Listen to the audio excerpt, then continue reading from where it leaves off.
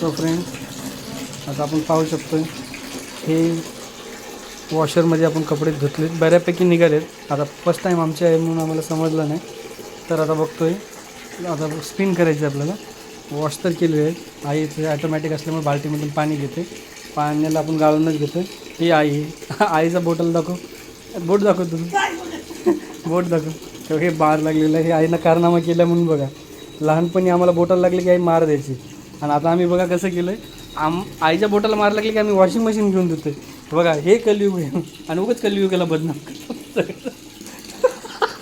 काय बोलते की रात काल गडबड करायला गेली तर बोटाला मार लागला चांगलं. आता मलाच बघू वाटत नव्हतं, तर आईला आता मला पण माहीत नाही वॉशिंग मशीन कशी चालवतात ते. एवढं आणलं तर आता चालवतोय आपण. नावळ काय